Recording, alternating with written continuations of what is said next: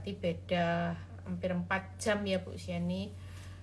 Linda, sehat Linda, selalu. Jenny juga semangat. Kapan Jenny kesaksian ya? Budi Lina, Semarang. Yuk kita berdoa terlebih dahulu. Papa, terima kasih buat malam ini. Kami mau terus belajar Tuhan, mengenal Engkau lebih lagi di tengah masalah yang begitu pelik. Kami cuma mau satu, mempercayai firman. Tidak ada kata lain Tuhan selain kami hanya percaya kepada firman, karena hanya firman yang bisa memerdekakan kami, firman yang bisa mengubahkan setiap kehidupan kami, dan firman ini akan membawa kami melihat kemenangan demi kemenangan bersama Tuhan. Urapi bibir lidah hamba-Mu, berkati setiap telinga yang mendengar, biar semua kemuliaan kembali kepadamu di dalam nama Tuhan Yesus. Yang percaya berkata amin ya.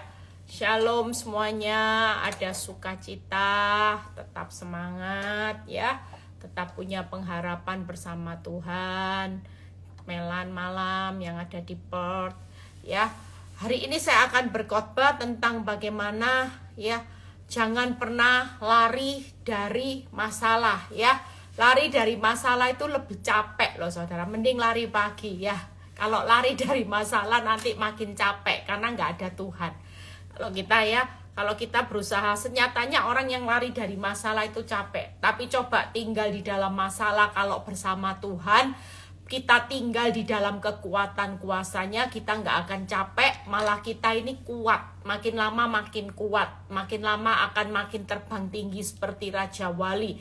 Tapi kalau orang lari dari masalah, itu yang membuat kita hari-hari ini akan merasa capek.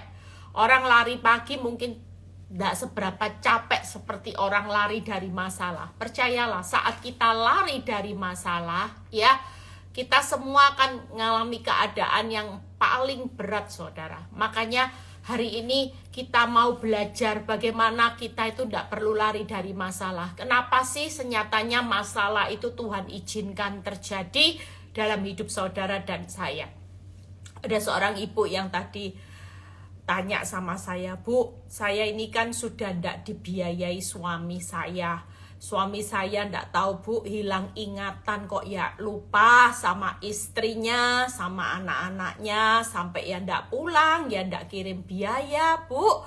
Lah kita ini setiap hari ya butuh biaya untuk hidup, kok bisa ya Bu? Sampai ndak ingat loh kalau dia itu punya anak 4, istri. Lah setiap hari kita ini disuruh hidup itu disuruh apa?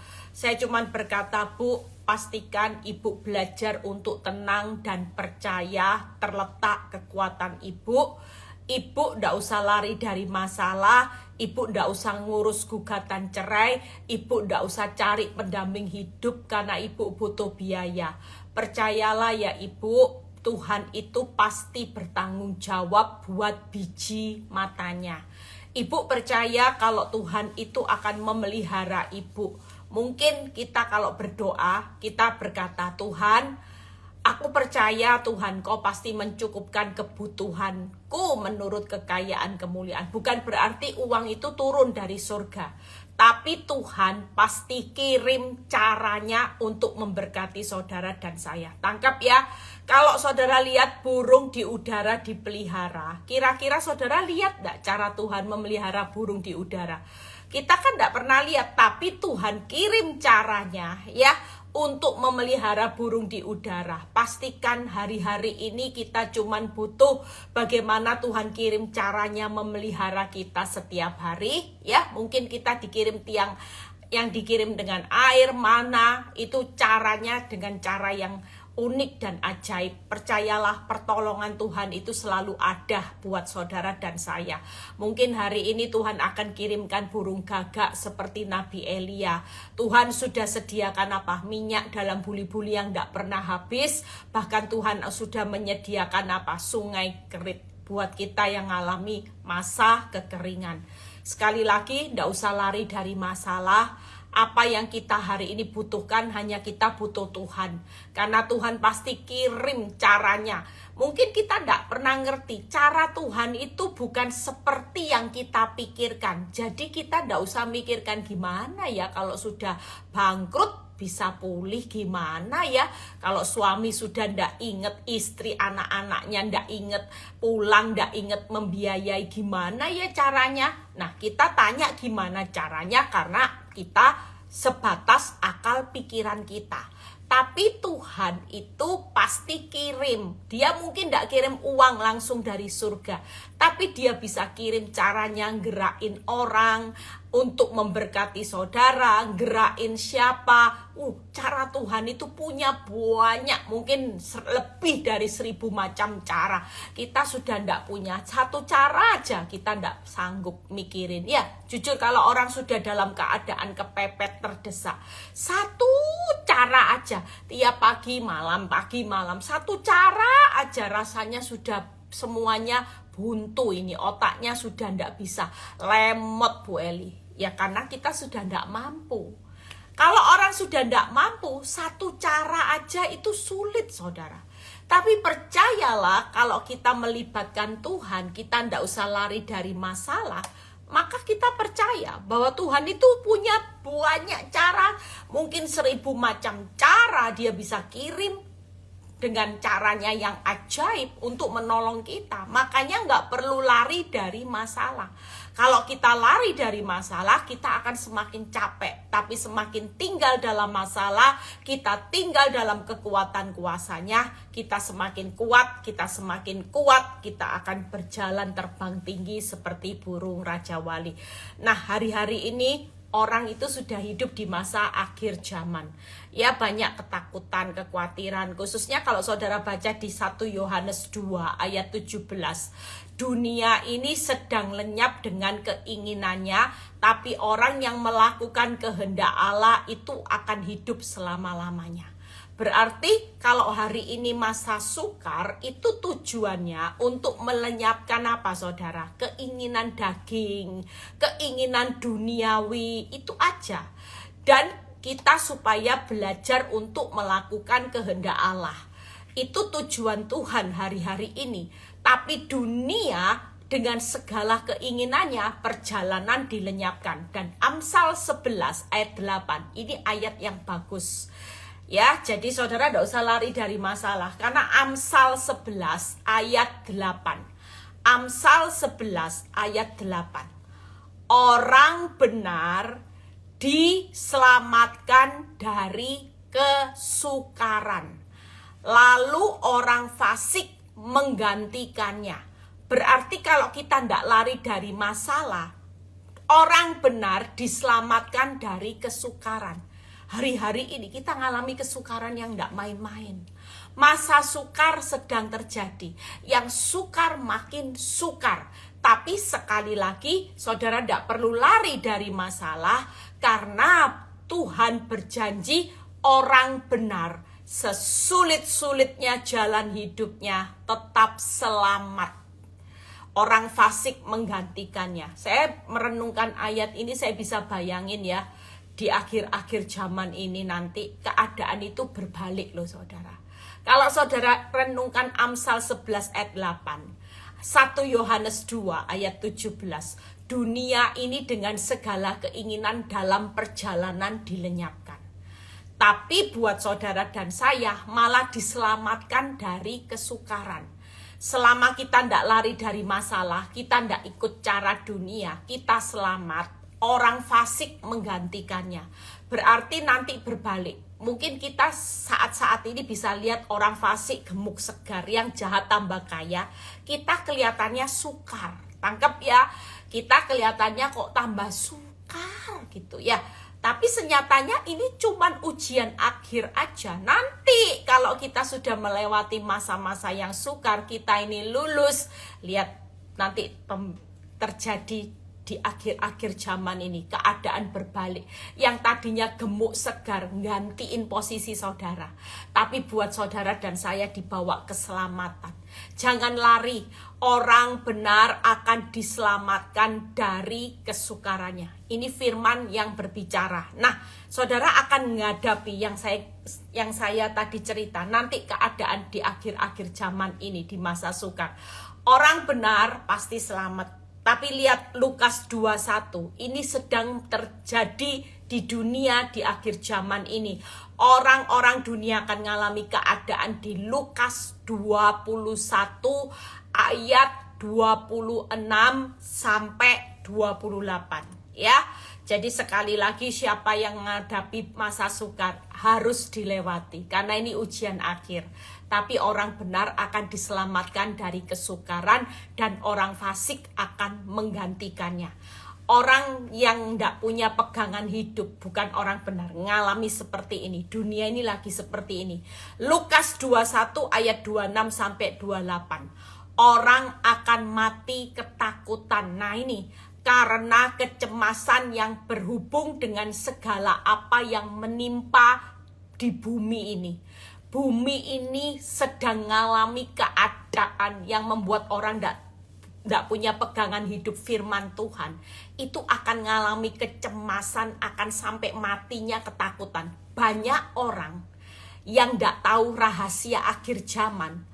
Apa yang terjadi nanti di dunia ini, buat orang itu mati bukan sakit, mati bukan karena tua atau sakit, tapi orang-orang muda akan banyak mati karena takut, cemas dengan apa yang terjadi di dunia yang makin sukar ini, karena itu tanda-tanda akhir zaman sedang terjadi. Itu sebabnya sekali lagi kalau kita kenal kebenaran hari ini, jangan lari dari masalah. Jangan sampai kita juga mati karena ketakutan dan kecemasan karena kita melihat mata jasmani kita sedang melihat apa yang sedang menimpa dunia ini. Tidak usah kaget, dunia ini semakin kacau, dunia ini semakin susah karena dalam perjalanan akan dilenyapkan. Tapi sekali lagi buat saudara dan saya sebagai orang benar, saudara tidak boleh ngalami seperti ini. Pada waktu ini, ayat berikutnya, lihat ya. Jadi orang dunia ngalami takut, nanti lihat ya, banyak orang bunuh diri. Banyak orang akan depresi parah. Orang mati karena takut itu banyak nanti bermunculan. Di akhir zaman lihat ya, ada banyak orang gak sakit apa-apa, tapi tiba-tiba masuk rumah sakit, tiba-tiba mati. Banyak orang nanti sakit mendadak, diperiksa gak ada sakit penyakit, tapi mati. Kenapa? Orang saking mengalami ketakutan yang tingkat tinggi, orang mengalami kecemasan, panik attack yang luar biasa sedang melanda dunia ini. Pastikan kita semua kalau dunia hari ini mengalami keadaan tersulit sekalipun, saudara jangan pernah lari dari masalah, jangan pernah lari dari Tuhan. Masa sukar harus dilewati. Tapi satu hal malam ini kita belajar bahwa orang benar itu pasti diselamatkan. Jadi tidak perlu takut. Lihat 27. Pada waktu itu orang akan melihat anak manusia datang dalam awan dengan segala kekuasaan dan kemuliaannya. Kita hari ini tenang aja. Orang kalau dalam perjalanan dilenyapkan memang takut. Tapi kita dalam perjalanan ketemu anak manusia di mana kita akan menjumpai bagaimana Tuhan Yesus yang akan datang dengan segala kekuasaan dan kemuliaannya. Semua ini dalam perjalanan. Kita juga dalam perjalanan ketemu Tuhan. Mereka dalam perjalanan hancur, dilenyapkan. Bahkan dalam perjalanannya kita tetap ditopang Tuhan. Kita tetap dijagai malaikat. Sehingga Tuhan bilang gini, tidak usah lari lah, tidak usah lari. Aku jagai kamu, selamat, selamat, selamat. Tapi sementara dunia dalam perjalanan dilenyapkan, satu persatu akan mati ketakutan, mati panik attack, mati tidak tahu lagi hidup seperti apa. Tapi buat kita sekali lagi, kita hari ini nikmati, jalani, syukuri. Saudara percaya ayat 28 ini yang luar biasa. Makanya di akhir zaman, yuk kita semua tidak ada yang panik. Ini buat dunia. 28, apabila semuanya itu mulai terjadi. Nah, mulai terjadi ya. Ini mulai terjadi loh saudara. Tanda-tanda akhir zaman, masa sukar. Dunia ini menyeramkan perang. Aduh, menyeramkan perang di mana-mana. Nanti ada bencana alam dan sebagainya dan sebagainya. Ya, saya sempat dengar di mana katanya di Jepang nanti katanya gini, Bu, kalau mau pergi ke Jepang cepet-cepet pergi tahun-tahun ini, nanti tahun depan orang Jepang sendiri sudah warning bahwa negaranya tidak boleh dimasukin siapapun. Kenapa? Karena bakal terjadi gempa bumi yang besar-besaran. Jadi sebelum itu mereka sudah menghindari yang namanya turis, semua nggak boleh masuk ke Jepang karena bakal terjadi bencana gempa secara besar-besaran akan menimpa Jepang. Mungkin orang Jepang juga akan dieksekusi keluar dulu sementara. Ya, banyak ketakutan. Bayangin kalau seluruh Jepang pindah, Indonesia pindah mana-mana. Di negara kita akan penuh orang Jepang. Ya, hari-hari ini yuk kita semua itu nggak tahu loh apa yang akan terjadi. 2 bulan lagi 2024 sudah berakhir. Masuk 2025. Masa akan semakin sukar. Tapi lihat ayat 28, apabila semuanya ini mulai terjadi, saudara tidak boleh takut seperti orang dunia mati karena ketakutan. Bangkitlah dan angkatlah mukamu sebab penyelamatanmu sudah dekat. Wow. Berarti masa yang sukar di mana dunia panik, ternyata ini masa kegirangan kita, penyelamatanmu sudah dekat. Berarti kita semakin dekat ketemu Tuhan Yesus ya. Tangkap ya saudara, semakin dekat ketemu Tuhan Yesus. Makanya firman ini berkata, kalau tanda-tanda ini sudah terjadi, ya, kalau semuanya sudah terjadi dan tanda-tanda kedatangan anak manusia Tuhan Yesus akan datang ke dunia. Dunia ini makin kacau karena mau dilenyapkan. Dunia ini akan orang-orang dunia satu persatu akan mati ketakutan, mati panik dengan apa yang menimpa dunia ini. Hancur. Sekali lagi jangan pernah lari dari masalah, jangan pernah lari dari Tuhan. Pastikan kita tetap tinggal di dalam masalah sebagai alat untuk memurnikan hidupmu sebelum kita ketemu Tuhan Yesus. Tangkep ya, supaya pakaianmu berubah yang tadinya abu-abu jadi putih, semakin putih seperti salju. Mungkin sekarang ini pakaian kita banyak bintik-bintiknya, bintik-bintik dosa. Ada dosa marah, ada dosa suka fitnah orang, dosa suka maki orang, ada dosa zina, ada dosa mulut, ada dosa pikiran, ada dosa suka film porno, ada dosa dan sebagainya dan sebagainya. Semua ini Tuhan mau kita bersihkan, lewat masalah dimurnikan. Karena firman Tuhan berkata, ayo bangkit, bangkit. Jangan lihat dunia ini terus, jangan lihat uangmu terus, jangan lihat masalah. Angkat mukamu, lihat Tuhan. Penyelamatanmu sudah dekat. Berarti semakin sulit tanda-tanda akhir zaman, kita harusnya sukacita. Karena waktu kita sudah ketemu Tuhan Yesus. Amin saudara. Hari ini yuk, tidak usah lari. Masa sukar sedang terjadi. Yang pasti, yuk kita lihat. Kita buka hari ini ya. Kita percaya hari-hari ini jangan sampai kita takut. Kalau saudara lihat bagaimana di Wahyu 19 ayat 7 berkata apa? Wahyu 19 ayat 20 ayat 7. Ayat 7. Marilah kita bersukacita dan bersorak-sorai. Tidak ada yang ngajarin susah semua. Sukacita, sorak-sorai, bangkit, angkat mukamu ya, dan memuliakan Tuhan. Karena hari perkawinan anak domba telah tiba dan pengantinnya telah siap sedia. Kita sebagai calon mempelai Kristus, kita sudah siap sedia enggak? Saudara lihat ya, sebagai seorang istri sudah siap sedia enggak? Fungsimu hari ini sebagai istri sudah sabar, sudah hari ini jalanin mengampuni suami ndak, atau mengasihi istri-istri, sudahkah engkau mengasihi suami mertuamu dengan tulus? Kita ini harus siap sedia. Jangan sampai kalau kedatangan Tuhan kita tidak siap sedia jadi calon pengantinnya.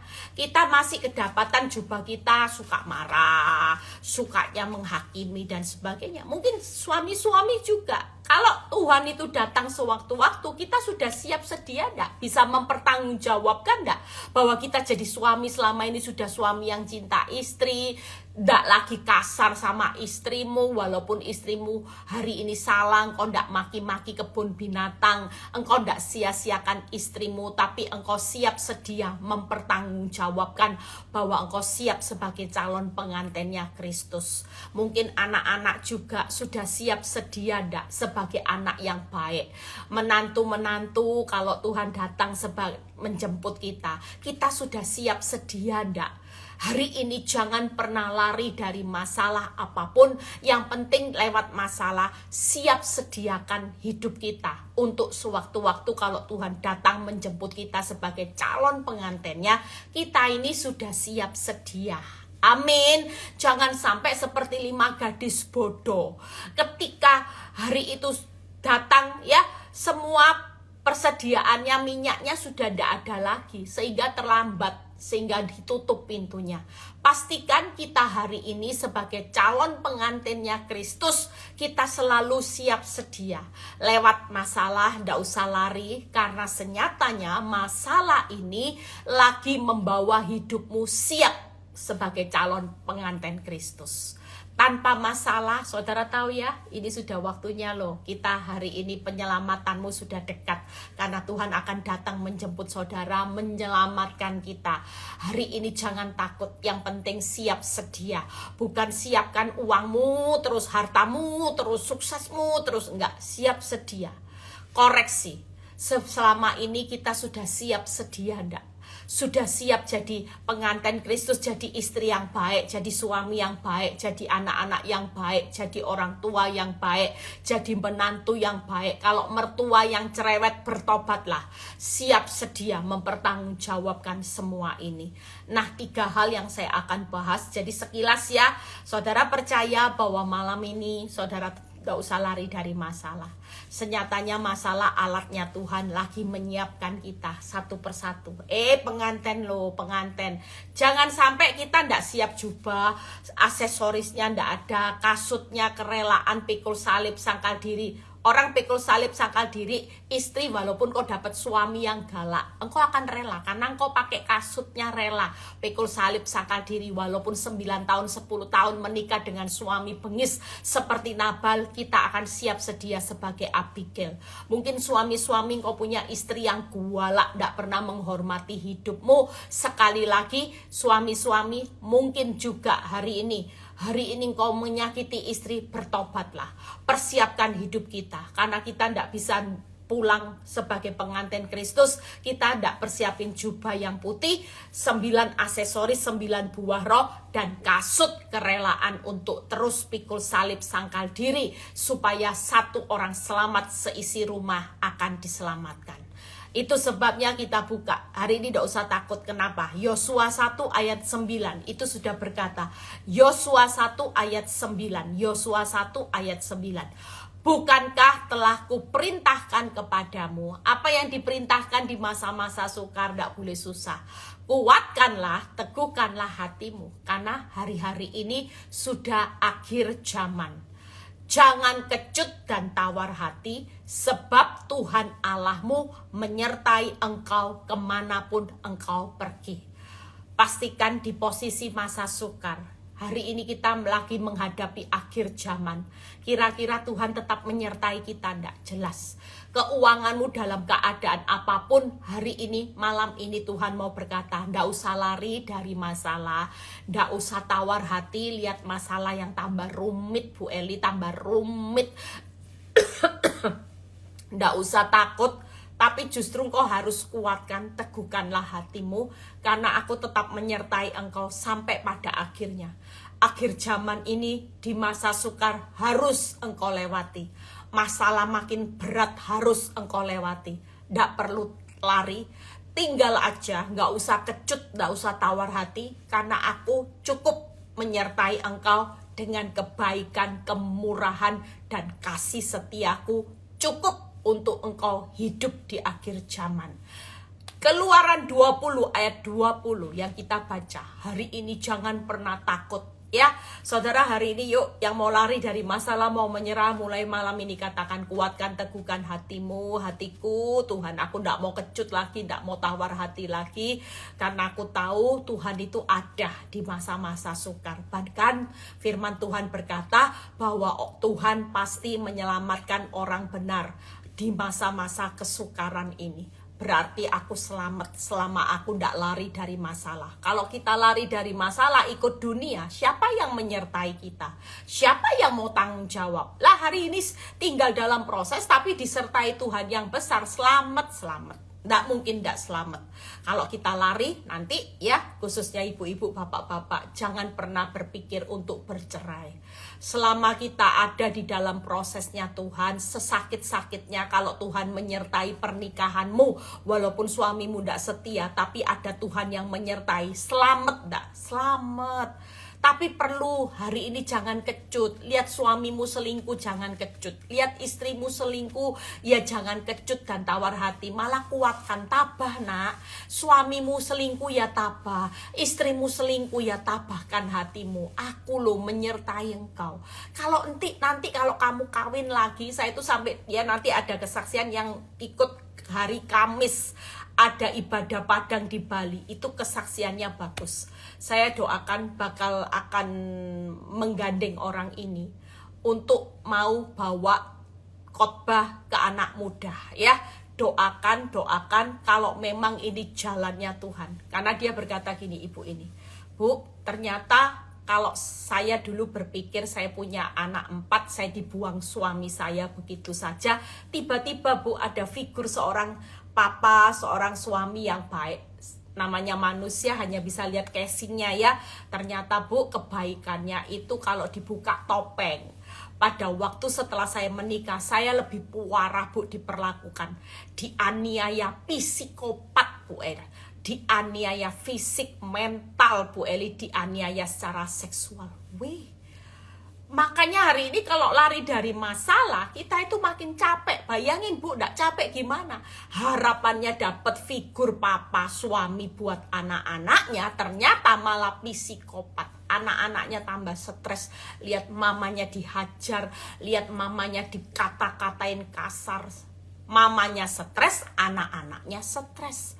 Sampai anaknya itu mau bunuh diri loh. Ya, anaknya itu mau bunuh diri, saudara. Anak 4 stres semua. Saudara lihat, makanya kalau kita lari dari masalah, siapa yang menyertai kita? Lah kalau kita tinggal dalam masalah, yang penting yang menyertai kita ini Big Boss. Saya kalau kadang manggil Tuhan Big Boss gitu ya. Tuhanku yang dahsyat, aku butuh kuasamu hari ini. Tolong ya Tuhan, buktikan sebagai penolong dalam kesesakan. Sangat terbukti. Bagimu ndak ada perkara mustahil. Rencanamu ndak pernah gagal. Aku percaya Tuhan. Nah, kalau itu yang menyertai kita, bagi Tuhan tidak ada perkara yang mustahil. Sebagai penolong dalam kesesakan sangat terbukti. Rencana Tuhan tidak pernah gagal di balik gagalnya rumah tanggamu, keuanganmu. Kalau itu yang menyertai saudara adalah Tuhan yang hari ini sanggup membuat mujizat, ya tenang aja. Ya pasti selamat. Nah kalau kita tidak selamat karena kita lari dari masalah. Makanya yuk bapak-bapak, ibu-ibu ya yang lagi pasangannya error, anak-anakmu berontak, kuat, tabahkan hati. Malam ini kita mau tabah hati. Keluaran 20 ayat 20. Tetapi Musa berkata kepada bangsa itu, jangan takut. Dari tadi ya, jangan kecut, jangan tawar hati, jangan takut. Lihat ya. Sebab Allah telah datang dengan maksud untuk mencobai kamu, dengan maksud supaya takut akan Dia ada padamu, agar kamu jangan berbuat dosa. Ternyata hari-hari ini Tuhan itu berurusan dengan saudara lewat masalah, lewat proses, lewat dikeraskan hati seperti Firaun tuh, penundaan waktu sampai wong sudah sakit sekarat tidak segera ditolong, mati busuk. Mungkin Ini yang Tuhan lakukan hari-hari ini. Dia lagi datang buat saudara. Dia lagi persiapkan kita sebagai pengantinnya. Siap sedia, siap sedia. Siap tidak siap, Tuhan segera datang. Makanya kita harus siap sedia.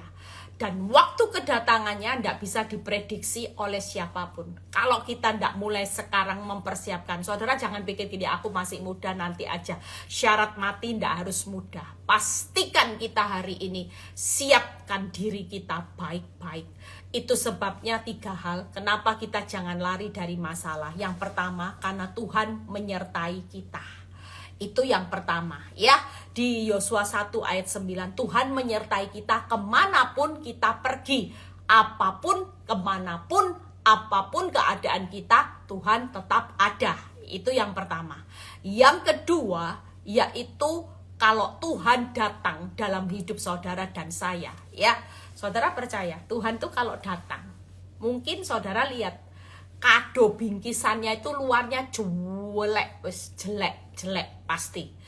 Mungkin kalau saudara disodori hari ini nolak-nolak, oh jangan Tuhan, siapa yang mau proses tiba-tiba keuangan, tiba-tiba keluar dari zona nyaman. Oh jelas, mungkin saya bisa bayangin Tuhan tuh bawa hadiahnya gini, tapi yang saudara lihat semuanya jelek. Siapa yang mau tiba-tiba dikasih hadiah keluar dari zona nyaman, tiba-tiba usahamu sepi, tiba-tiba suamimu selingkuh, tiba-tiba dengar ini, pasti tidak mau. Tapi dibalik kalau Tuhan datang sama kita, mungkin dia bawa sesuatu yang kelihatan bungkusnya jelek, dibalik bungkusan yang jelek itu ada harta karun yang nilainya, value-nya melebihi nilai yang di luarnya ini. Jeleknya ndak ada tandingannya dengan value yang ada di dalamnya. Tangkap ya. Tapi kalau iblis datang sama saudara dan saya, dia bawa bungkusan yang kelihatannya bagus sekali. Wih, saudara pasti sampai ngiler-ngiler, tergiur. Saudara bilang, yes. Tapi saudara tahu, di balik yang iblis datang memberikan sesuatu buat saudara, kalau saudara buka bungkusannya, itu sesuatu racun, saudara. Yang mencuri, membunuh, membinasakan hidupmu. Tapi di balik Tuhan datang buat saudara dan saya hari-hari ini, walaupun tidak enak, masa sukar, aduh tidak enak. Tapi di balik bungkusannya Tuhan yang jelek kalau saudara buka, itu sesuatu yang punya nilai, bahkan nilainya kekal. Sesuatu yang punya nilai, bahkan sesuatu yang saudara nikmati di balik bungkusan yang jeleknya Tuhan, itu ada nilai kekal, ada nilai kebahagiaan, ada nilai kemenangan, ada nilai yang namanya diberkati sampai anak cucu, semuanya punya nilai. Tangkap ya. Nah, makanya ketika firman ini berkata, aku datang, ndak usah takut. Sekalipun itu bungkusnya jelek, ndak enak, masa sukar keluar dari zona nyaman, karena aku cuma punya maksud yang pertama, supaya takut akan aku. Yang kedua, supaya kamu jangan berbuat dosa. Itu aja tujuannya. Tapi nanti setelah itu lulus, di balik semua ini memang enaknya luar biasa. Tapi nanti kalau iblis datang, hari ini iblis bilang enggak apa-apa lah, nyaman-nyaman dosa, selingkuh dikit-dikit, ya saudara tipu-tipu dikit-dikit kaya. Memang, tapi nanti harga yang harus dibayar di balik saudara buka nanti bungkusnya, saudara akan menyesal seumur hidup.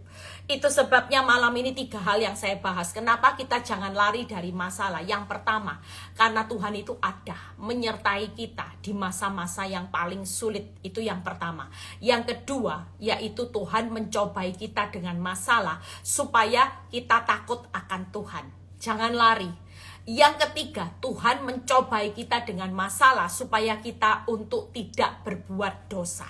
Ya, jadi takut Tuhan, tidak berbuat dosa. Yang pertama yaitu di balik masalah Tuhan tetap menyertai saudara dan saya. Itu sebabnya malam ini tidak ada orang alasan lagi mau lari dari masalah. Justru kita harus kuat di tengah masalah. Karena ini penentuan ujian akhir. Kalau kita tidak lulus ya habis sudah. pengantin datang, kita mau kemana saudara? Kita mau larinya kemana? Kita mau sama-sama seperti orang dunia. Orang dunia itu menggantikan, tidak selamat. Mereka banyak mati karena kepanikan, kecemasan. Tapi waktu kita tinggal dalam masalah, kita tahu bahwa hari ini bukan membawa kematian, tapi angkatlah mukamu, penyelamatanmu sudah dekat. Nah, hari ini karena sudah dekat, yuk siapnya itu tidak main-main loh. Orang kalau sudah misalnya ya ada sirine, tiung tiung tiung tiung tiung tiung, warning warning warning, bahwa penyelamatanmu sudah dekat. Ayo siap sedia sebagai pengantin. Persiapkan, jangan seperti 5 gadis bodoh, tapi 5 gadis pintar yang siap sedia. Minyak berbicara bagaimana hidup dalam rohmu, hidup dalam respon benarmu. Siap sedia saudara. Yang pertama, yuk hari ini saya berikan perbandingan firman. Kalau Tuhan menyertai kita itu seperti apa? Saya tuh kalau baca firman sampai saya bilang gini, aduh Tuhan, siapa kita ya? Kok Tuhan tuh kok baik sama kita? Kok Tuhan tuh sampai bisa berjuang mati-matian loh buat kita? Kita ini hari ini tidak punya daya juang. Lihat orang benar hari ini. Bukan hanya generasi muda yang daya juangnya stroberi. Orang benar juga. Orang benar daya juangnya sudah tidak mau mati-matian buat Kristus. Orang benar hari-hari ini dihadapkan masalah dikit, masalah tambah berat, ini buat keuntungan aja sudah lari dari masalah, pilih cara dunia, kompromi dosa, murtad dan sebagainya. Hari ini kalau Tuhan sudah berjuang mati-matian buat saudara, pastikan hari ini kita juga berjuang di akhir zaman yang sesaat lagi penyelamatan sudah dekat, dia bakal datang menjemput kita. Jangan jadi orang Kristen yang hari ini hidup ini banyak lari dari masalah. Enggak, tapi kita harus jadi orang benar. Sebentar ya, kenapa ini? Jadi orang benar yang punya daya juang yang tinggi. Yuk kita lihat Mazmur 94 ayat 14 dan 22. Lihat ya, apa yang kita baca. Mazmur 94. Lihat kalau Tuhan ada itu keren saudara. Ayat 14 dan 22. Sebab Tuhan tidak akan membuang umatnya. Hati-hati dengan intimidasi iblis. Tuhan tega. Lihat tuh, temanmu ditolong kok nggak ditolong. Nggak. Sekali lagi, Tuhan tidak akan membuang umatnya dan miliknya sendiri tidak akan ditinggalkannya. Wow, berarti sekalipun masa sukar, tenang aja.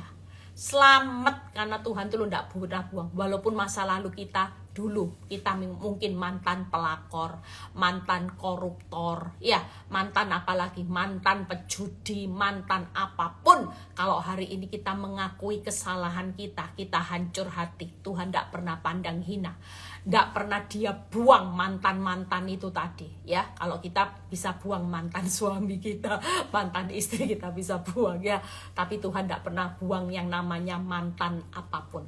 Predikatmu mantan pelakor, mantan orang suka marah, mantan pejudi, mantan suami yang KDRT, mantan istri yang pernah berzina sekalipun, sekali lagi Tuhan tidak pernah membuang mantan-mantan. Tuhan itu tidak pernah membuang umatnya dan miliknya sendiri tidak pernah ditinggalkannya. 22. Tetapi Tuhan adalah kota bentengku dan Allahku adalah gunung batu perlindunganku. Kenapa di masa sukar saudara tidak perlu lari dari masalah? Karena alasannya 3 hal. Karena yang pertama, Tuhan tidak akan buang saudara. Mantan-mantan tidak pernah dibuang. Yang kedua, Tuhan tidak akan meninggalkan miliknya. Kita ini umatnya, miliknya. Bahkan Tuhan berkata, nak, sesulit-sulitnya orang benar, tidak usah lari dari masalah. Aku ini kota bentengmu. Aku menyertai engkau. Tidak usah, kuatkan ada. Jangan kecut, jangan tawar hati. Jangan takut, aku menyertai engkau kemanapun engkau pergi. Hari ini engkau bangkrut, aku tetap kota bentengmu dan gunung batu perlindunganmu. Ingat itu. Apapun keadaanmu, hari ini suamimu meninggalkan engkau sampai lupa ndak membiayai hidupmu. Jangan lari sama pacar lamamu, jangan kabur kawin lagi, jangan cerai. Ndak usah ya. Suami-suami juga yang ditinggal istrinya walaupun pacar lamamu mendekati, jangan pernah hari ini lari dengan pacarmu, ya. Tetap setia di dalam prosesnya Tuhan, karena ini cuman pemurnian sesaat. Bersiap-siap sedia sebagai mempelai Kristus, calon pengantin, supaya kita hari ini percayalah Tuhan itu berkata. Saya waktu baca ayat ini saya merenung, ya Tuhan tuh luar biasa. Tuhan bilang gini, Eli, aku tidak pernah buang hidupmu, aku tidak pernah tinggalkan engkau, karena engkau umat milik kesayanganku. Dan aku hari ini juga adalah sebagai Tuhan, sebagai kota benteng dan gunung batu yang melindungi engkau. Waktu engkau dirancangan yang jahat oleh pelakor, aku tetap kota bentengmu, aku tetap gunung batu perlindunganmu. Engkau pasti aman, engkau pasti selamat, karena aku menyelamatkan engkau dari setiap rancangan orang jahat. Pastikan malam ini yuk, tidak ada ya yang lari dari masalah. Yang punya hutang, hadapi. Jangan pernah setelah hutang, tabrak hutang online, hutang lagi, nipu lagi. Habis gitu kok ikut investasi bodong. Percayalah, semakin saudara hari ini tidak pernah mengandalkan Tuhan, jadi orang terkutuk. Tapi waktu kita dalam keadaan kepepet, diberkatilah orang yang mengandalkan Tuhan. Orang mungkin berpikir gini, loh kita gimana ya Bu Eli ngandalin Tuhan? Sudahlah, saudara angkat tangan aja tiap hari. Hari ini kok enggak punya jalan, percayalah. Saudara berkata gini, Tuhan aku sudah angkat tangan, aku andalkan Tuhan. Aku enggak tahu caranya gimana untuk membelah laut. Please Tuhan, tapi aku percaya bagi Tuhan tidak ada perkara mustahil. Engkau sebagai penolong dalam kesesakanku sudah sangat terbukti. Bahkan kau tidak pernah gagal, firmanmu tidak pernah gagal. Itu yang aku percayai. Percayalah. Kalau firman yang saudara ucapkan, maka firman akan berperang untuk memerdekakan saudara dan saya. Tuhan yang di surga akan mengirim caranya yang ajaib di luar ini loh, di luar akal pikiranmu. Di luar akal pikiranmu, dia pasti sanggup menolong saudara di masa yang sukar. Selamat saudara.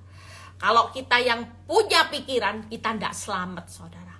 Gimana caranya? Percayalah, Tuhan punya banyak 1000 cara menyelamatkan hidup kita. Itu yang pertama.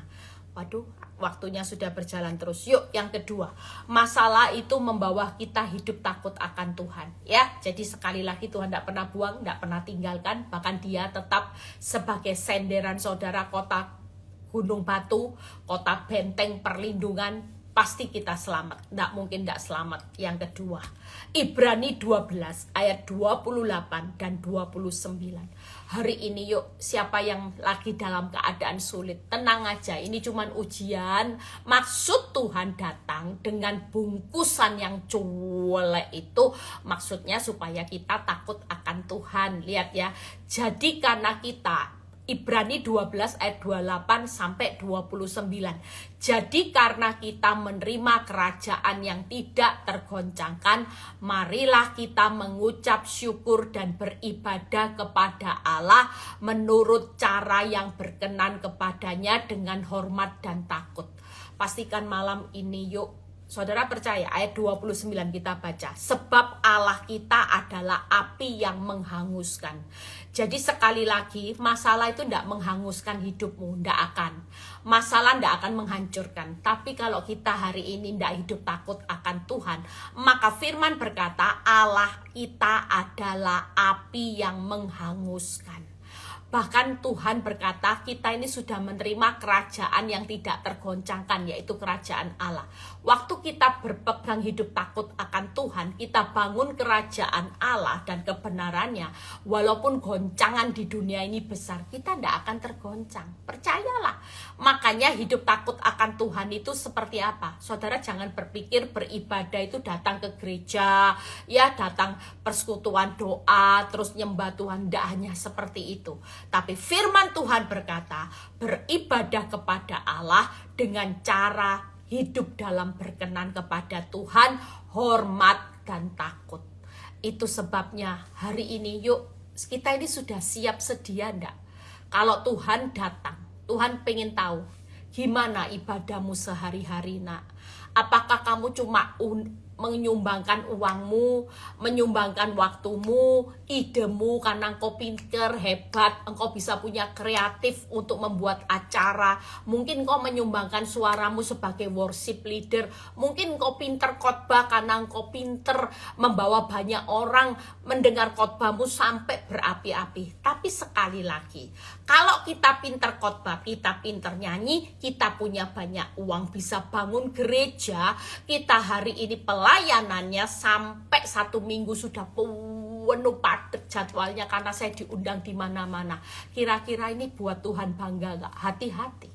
Kalau hidupmu ndak berkenan, ndak hormat, ndak takut akan Tuhan, maka Tuhan itu akan datang sebagai api yang menghanguskan. Ndak ada jaminan hamba Tuhan, walaupun saudara sudah mentobatkan jutaan orang. Ndak ada jaminan walaupun suara emasmu, engkau dapat penghargaan suara emas, musik yang kau ciptakan mungkin sudah laku berkeping-keping, uangmu sudah ndak terbatas, bangun kerajaan, gereja, sampai namamu ditulis donatur terbesar. Sekali lagi, tidak ada jaminan bahwa Allah tidak menghanguskan hidupmu. Kalau ibadahmu hanya seputar lahiriah, tapi batiniamu engkau tidak pernah hidup berkenan, hormat, dan takut akan Tuhan, maka suatu kali ada api yang menghanguskan. Itu sebabnya ketika ada masalah, saudara tidak usah lari. Hari ini anggap masalah ini supaya saudara hidup berkenan, hormat, dan takut akan Tuhan, supaya apinya Tuhan tidak menghanguskan hidupmu. Percayalah, kita hari ini tetap aman kok. Kerajaan Allah itu tidak tergoncangkan. Saudara boleh digoncang apapun, kita pasti selamat saudara. Karena kita punya kerajaan Allah dan kebenarannya. Itu aja. Ya, jadi tidak usah lari dari masalah. Kalau kita hari ini lari dari masalah, nanti hidupmu hidup semau-maunya, tidak berkenan, ibadahmu tidak hormat takut Tuhan, nanti lebih parah. Malah tinggal dalam masalah, kita luput dari api yang menghanguskan. Walaupun keadaan kita sedang digoncang hari-hari ini, keuanganmu goncang, rumah tanggamu goncang, anak-anakmu goncang, masa depanmu goncang, pekerjaanmu goncang. Tapi sekali lagi, kalau kita hidup hari ini kita tahu, oh ternyata goncangan itu tidak membuat aku hancur, tapi aku tahu, aku harus hari ini mau beribadah setiap hari kepada Tuhan. Dulu aku beribadah semau-mauku. Ya aku beribadah, saya juga loh saudara, saya ini orang yang jago telat. Ya jujur saya juga minta maaf kalau saya sering telat. Kadang-kadang saya masih telat. Dulu lebih parah saya saudara. Saya bisa telat itu 20 menit, 25. Sekarang kalau waktu ibadah ya karena gini, banyak orang yang ada di sekitar saya itu bilang gini, Bu, kamu kalau sudah ibadah, sebenarnya saya itu cepat, kalau saya itu persiapan diri cepat, kalau enggak cepat saya sering ditinggal pesawat. 10 menit gitu saya bisa kelar loh, 15 menit saya itu cepet saudara ya. Paling saya tinggal pasang bulu mata, setelah itu sudah selesai.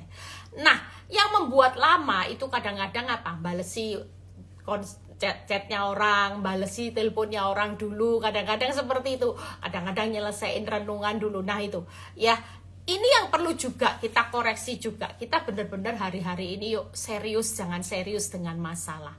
Sudah, ndak usah seriusnya sama Tuhan aja. Persiapkan api yang menghanguskan supaya ndak menghanguskan hidupmu, karena kita hari-hari ini kejar hidup berkenan, hormat, dan takut akan Tuhan. Amin. Yang terakhir, hari ini ndak usah takut masalah, tapi takutlah akan Tuhan. Karena masalah ndak membuat hidupmu hangus, justru nanti apinya Tuhan itu yang akan menghanguskan hidupmu. Kalau kita hidup ndak berkenan, hormat, dan takut akan Tuhan. Makanya jangan pernah lari dari masalah.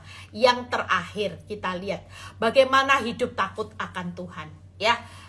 Oh, tidak berbuat dosa. Titus 2 ayat 12. Titus 2 ayat 12. Setelah itu kita selesai. Titus 2 ayat 12. Ia mendidik kita supaya kita meninggalkan kefasikan dan keinginan duniawi, supaya kita hidup bijaksana, adil, dan beribadah di dalam dunia sekarang ini. Berarti didikan Tuhan di masa sukar itu baik enggak? Supaya apa? Supaya kita itu meninggalkan kefasikan, kemunafikan. Banyak orang benar pakai topeng rohani, munafik. Nah, yang munafik-munafik ini, makanya Tuhan berikan masa sukar supaya topeng rohaninya lepas semua. Yang pertama, jangan jadi orang benar yang munafik. Ya, Tuhan tidak mau. Yang kedua, tinggalkan keinginan-keinginan duniawi. Kita harus hidup dalam keinginan roh. Tangkap ya, keinginan duniawi itu apa? Yaitu daging, urusannya daging itu seriusnya dengan keuangan, serius bangun terus uang, buka mata uang, mau tutup mata uang, buka mata suamiku, buka mata istriku, mau tutup mata uang istriku, suamiku, gimana rumahku, depositoku, enggak. Mulai hari ini yuk percayalah, masa sukar memang harus terjadi. Tapi Tuhan sekali lagi mau mendidik kita supaya yang pertama kita tidak munafik. Hari ini meninggalkan kefasikan. Yang kedua, supaya tidak hidup dalam keinginan duniawi, tapi hiduplah dalam keinginan roh. Yang ketiga, 1 Yohanes 2, 6 ayat 16. Sebab semua yang ada di dalam dunia, keinginan daging, mata, keangkuhan hidup bukan berasal dari Bapa, melainkan dari dunia. Yang ketiga, hiduplah di dalam keinginan Bapa, yaitu hidup adalah Kristus. Tangkep ya. Kalau saudara hidup dalam keinginan daging, mata, keangkuhan hidup, maka hidup adalah saudara. Hidup bukan tentang cerita hidup kita, hidup ini tentang Tuhan. Sekali lagi 3 hal. Kenapa kita hari ini jangan lari dari masalah? Karena Tuhan lagi mendidik kita supaya kita tidak menjadi orang benar yang munafik. Yang kedua, supaya kita hidup dalam keinginan roh. Yang ketiga, supaya kita hidup di dalam hari ini di dalam pengikutnya Kristus. Ya, jadi percayalah kalau 1 Yohanes 2 ayat 16, kita bukan berasal dari dunia, kita berasal dari Bapa. Maka hari ini semua yang ada di dalam dunia, kita hari ini jangan lagi hidup sebagai pengikut dunia, tapi pengikut Kristus, pengikutnya Bapa. Jadi itu tujuannya.